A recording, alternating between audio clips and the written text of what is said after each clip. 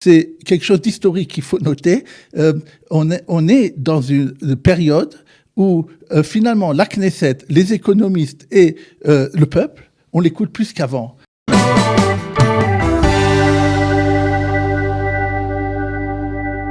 Nous sommes heureux de vous avoir, comme chaque mercredi, Dr Daniel Guggenheim, pour parler un peu d'économie. Alors l'économie, bien entendu, c'était pas au cœur, on va dire, de la conférence de presse d'hier soir de Roni Gamzou. Il en a parlé, mais il a expliqué qu'il voulait trouver le juste équilibre entre les besoins économiques et les impératifs sanitaires. Mais on va parler avec vous plus spécifiquement, puisqu'on a parlé déjà tout à l'heure avec notre amie Élise Brézis. On va parler avec vous. On va rentrer avec vous dans les détails. Et en particulier dans une analyse des principaux points de la loi de la loi définitive, telle qu'elle a été conçue jusqu'au bout. Il s'agit de cette fameuse prime annoncée par Benjamin Netanyahou il y a déjà 2 semaines. Il était question de 6 milliards de shekels. Ça a été augmenté. Il y a eu un rajout, on en a parlé tout à l'heure il y a quelques instants avec Élise Brézis, un rajout demandé par les partis orthodoxes, on va dire Aryeh Deri, pour permettre aux familles nombreuses également d'avoir aussi une subvention légèrement supérieur. Ce plan, vous le cautionnez, vous, en tant qu'économiste ? Oui. D'abord, on va essayer d'être, comme d'habitude j'essaie, en hébreu on dit tachliti, c'est-à-dire concret. Oui. J'ai eu hier un téléphone de Madame Bentussan qui est avec moi dans le groupe Akalita sous Ayala Bloom de Mitsui Sruyot.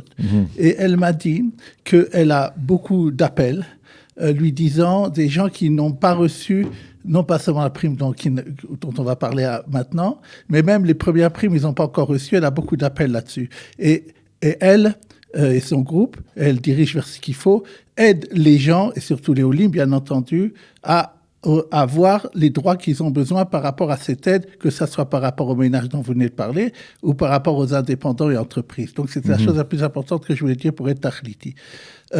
Avant de passer aux ménages, comme vous m'avez demandé, je voudrais dire que chronologiquement, d'abord, la loi sur les ménages, sur la prime aux ménages, n'est pas encore passée. Oui. Ce qui est passé hier soir, c'est l'aide pour les entreprises. Ah. Et dans l'aide pour les entreprises... Alors là, on ne parle plus de la prime dont il avait été question. Il a été question par la prime que Benjamin Netanyahou, la prime de 750 shekels. On va en parler après juste. Voilà, je vais d'abord chronologiquement, parce que tant que ces choses ne sont pas passées, on va dire aussi là-dessus sur les ménages. Mais d'abord, je vais dire sur ce qui a été voté hier. A été voté hier ce qu'on a appelé aussi le plan de sécurité, c'est-à-dire Reshet Bitachon, le filet de sécurité sociale et économique qui avait été donné aux entreprises et aux chômeurs. Et en gros, on avait parlé que pendant 1 an, tous les droits sont prolongés. Également, par exemple, ce qu'on avait dit, les dispenses d'Arnona pour les entreprises ont été aussi prolongées pour les entreprises qui ont plus de 60% de baisse, etc. Encore une fois, pour les détails, dans le Mitsui Sruyot, dans le groupe où j'ai parlé, ils ont des tableaux et ils expliqueront exactement chacun selon ce qu'il faut. Il y a 2 points dans l'aide aux salariés et aux entreprises que je voudrais noter qui sont très, très importantes et qui sont des grandes avancées sociales, et c'est bien qu'ils ont eu lieu. Jusqu'à maintenant, quelqu'un qui était chômeur et qui avait moins de 28 ans et il faisait une formation professionnelle, on ne lui donnait pas son chômage entier. Parce qu'on disait, on te finance déjà ta formation professionnelle et donc on ne te donne pas ton chômage entier. Ils ont enlevé cette barrière pour pouvoir permettre à toute personne qui voudrait retravailler et en même temps, parce qu'on sait qu'il y a un problème maintenant dans certains secteurs de ne pas trouver d'emploi, de pouvoir trouver d'emploi. Donc c'est très important. Une deuxième chose qui est très importante et aussi qui concerne les gens défavorisés, vous savez que sûrement nos auditeurs ont sûrement entendu parler de ça qu'en Israël, qu'il y a des gens qui ont du bitoire lomi, des assurances sociales, des indemnités pour infirmité, ce qu'on appelle en hébreu nechut. Et lorsqu'ils travaillaient, on leur enlevait une partie de ce qu'ils recevaient du bitoire lomi. Il a été décidé que jusqu'au salaire minimum, ils ne seront pas enlevés de ce qu'ils reçoivent de bitoire lomi de nechut. Ça aussi pour les encourager, ces gens qui ont des problèmes, à aller travailler. Et je pense que c'est 2 avancées sociales très importantes. C'est un plan qu'il a annoncé de 60 milliards de shekels, de 60, 90 milliards de shekels. On a déjà parlé de ces chiffres-là. Maintenant, en ce qui concerne les ménages que vous avez parlé, effectivement, vous avez évoqué un peu le sujet. Il a été rajouté 6,7 milliards de shekels. La semaine dernière, lorsque nous avons parlé de ce sujet, nous-mêmes, nous avons fait l'écho des analyses des économistes en Israël qui disaient, lorsqu'on veut relancer l'économie, puisque c'est d'abord le résultat, c'était de pouvoir d'abord aider les gens qui consomment. C'est-à-dire, généralement, on sait que plus on est défavorisé, plus l'argent qu'on va vous donner maintenant va servir à consommer. Et donc, il y a eu cette différence, parce qu'il y a eu justement ces critiques-là, et c'est très important, je crois, c'est quelque chose d'historique qu'il faut noter.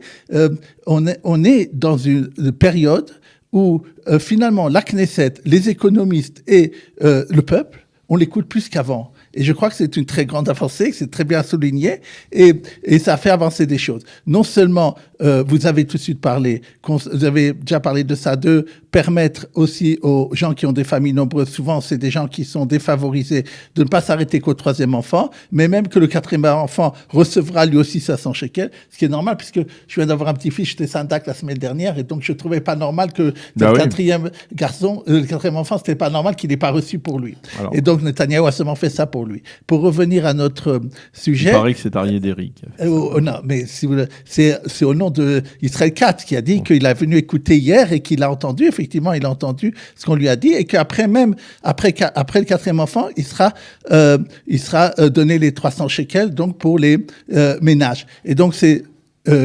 très important. Maintenant, il y a eu aussi je crois que cette volonté de justice sociale qui a été faite en disant que les gens qui ont plus que 50 000 shekels par mois qui gagnent, donc c'est des gens qui sont aisés, eux ne recevront pas les 750 shekels que on doit recevoir, mais leurs enfants, oui. Donc, c'est quand même, il y a eu un geste qui a été fait, une volonté de solidarité sociale, et qui est bien. Une dernière chose que je voudrais dire à ce sujet est très important parce que je vais rester dans le concret.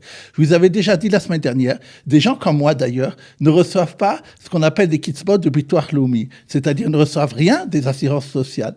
Et ce fait que, à cause de cela, les assistances sociales, le bitoire leumi ne le connaît pas. Il ne connaît pas mon compte en banque, il connaît pas. Il y a 1 million de personnes comme ça en Israël. Ah oui, ça veut dire... Il y a 1 million de personnes que le bitoire leumi ne sait pas... Mais par exemple, dans votre cas, je ne veux pas être trop curieux, mais dans votre cas, c'est peut-être parce que... C'est-à-dire, pourquoi le bitoire... Vous n'avez pas cotisé au bitoire leumi, bien sûr, tout est israélien mais grâce à Dieu, je ne suis pas infirme.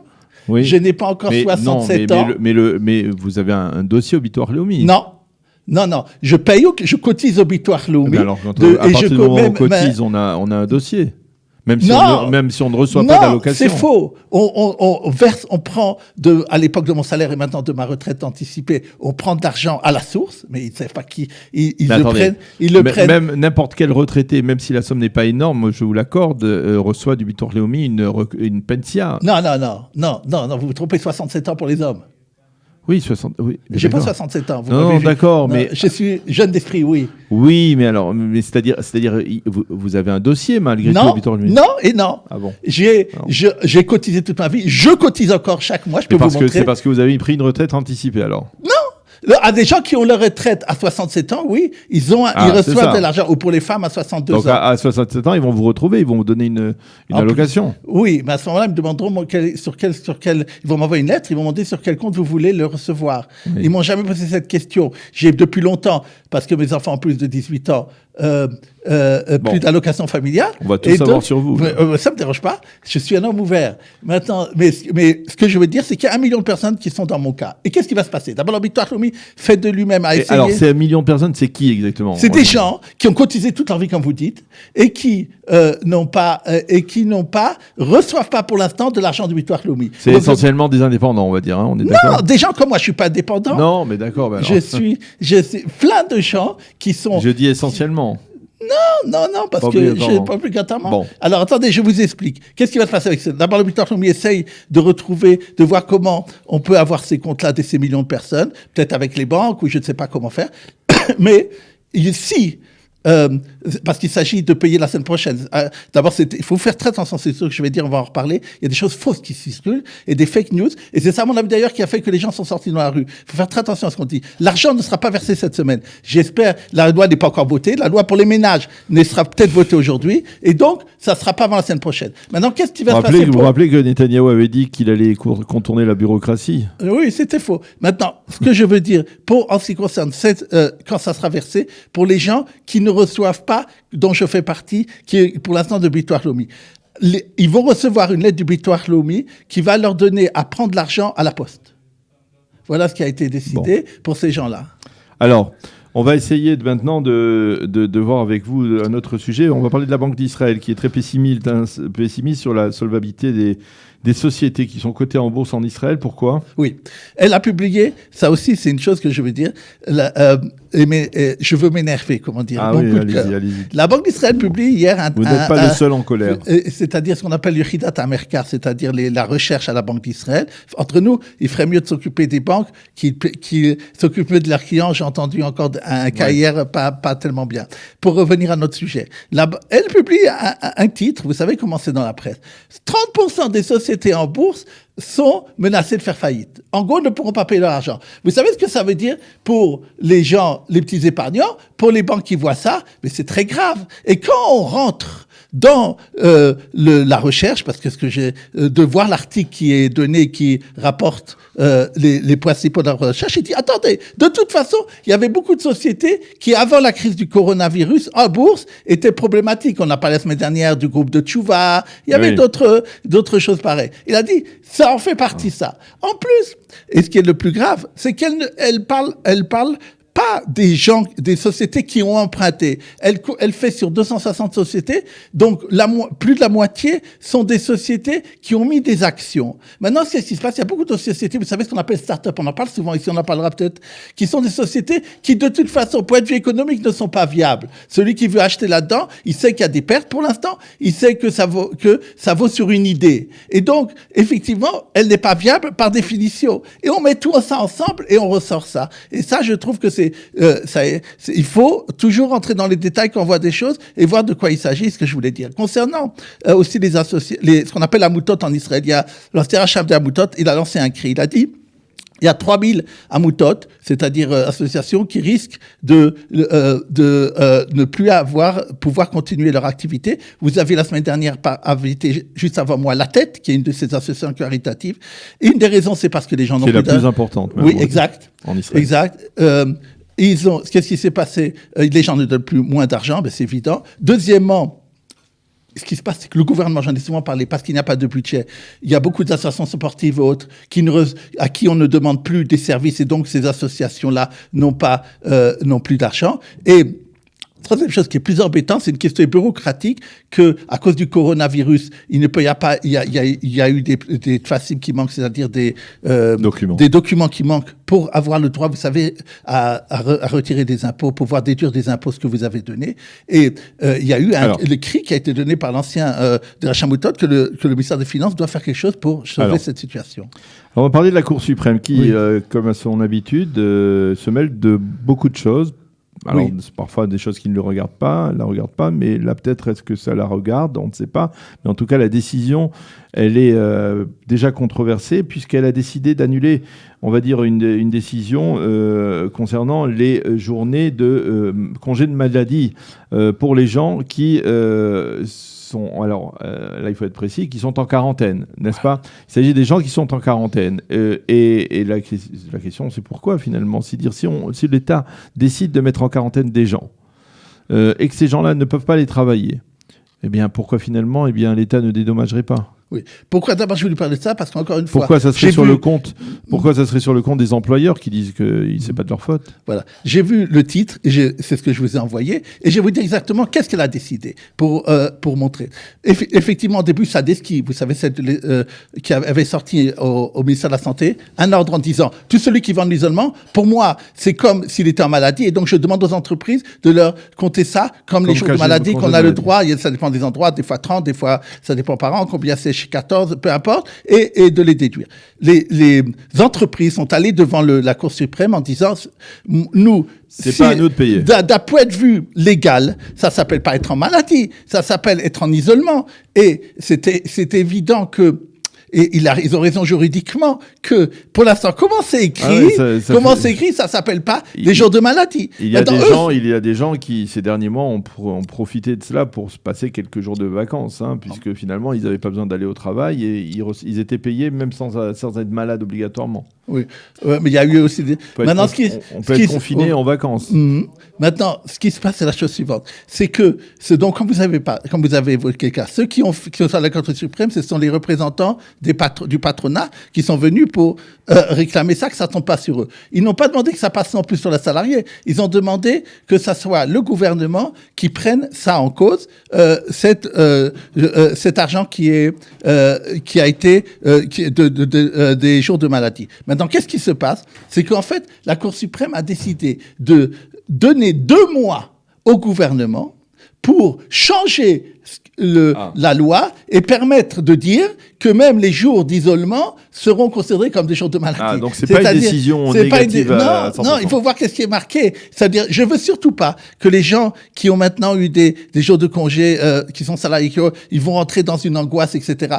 À mon avis, ou bien ils vont changer de texte, ou bien c'est le gouvernement qui prendra ça en charge. En tout cas, c'était ça que le Cour suprême a fait dire. D'accord. Alors on a encore environ 2 minutes pour terminer avec un autre titre. Alors on va parler justement des compagnies de gaz qui sont condamnées pour obstruction. Expliquez-nous de quoi il s'agit là, parce que c'est quand même... c'est très important, oui. C'est important. C'est pratique. Vous savez, souvent, vous faites partie d'une maison, généralement avec des colocataires, vous avez normalement un gaz qui est donné par les 4 compagnies de gaz en Israël. Vous savez, il y a toujours des négociations entre le représentant, ce qu'on appelle Vad Bayit, c'est le représentant de la maison, et les compagnies de gaz. Généralement, ils essaient de jouer, le gouvernement est pour de la concurrence pour essayer de baisser le prix du gaz. Vous savez, on en est à 14 shekels, alors qu'on a parlé du gaz négatif, du prix en Israël. C'est très, très étonnant ce qui se passe. Qu'est-ce qui se faisait? 2 choses ils ont fait. Pour acheter quelque chose qui réchauffe l'eau, vous savez, il y a comme ça des Junkers, ça s'appelle en hébreu, pour pouvoir. Et comme ça coûte très cher, on te donne beaucoup de la possibilité gratuitement, sans intérêt, d'acheter ça. Ça coûte 6 000 shekels, on te donne sur 5 ans. Ça leur permettait de dire aux gens, tant que vous n'avez pas payé, vous ne pouvez pas sortir de ma société. Ou bien, repayez-moi tout de suite. Et donc, à cause de ça, les gens s'opposaient à ce qu'on change. Alors, la Cour suprême a décidé que l'entreprise de gaz qui fait ça est obligée de continuer avec le client, de lui faire autant de tashloum, autant de paiements qu'il avait été prévu au début, même s'il l'abandonne. Et donc, ça, c'est très important. Une deuxième chose qui se faisait pour empêcher, vous savez qu'il faut vendre ce qu'on appelle un michal de gaz. Il faut vendre le gaz est maintenu dans une bonbonne. Et alors, ils empêchaient à l'autre société de l'acheter, de pouvoir l'utiliser pour ça. Alors, ça aussi, ils ont été condamnés au lieu de 700 000 shekels à 200 000 shekels. C'est très, très bien pour nous. Une dernière chose que je veux dire, il y a une société israélienne qui s'appelle Ofco, qui a augmenté en bourse depuis 300%, parce que elle a réussi, ça c'est une bonne nouvelle, je voulais terminer par ça avec cette Tisha B'Av, parce qu'elle a réussi à faire reconnaître par les États-Unis comme celle qui va faire énormément pour le corona, de dépistage sérologique. Et c'est c'est bien de voir qu'une société israélienne arrive à cet objectif. Merci beaucoup, Dr Daniel Guggenheim.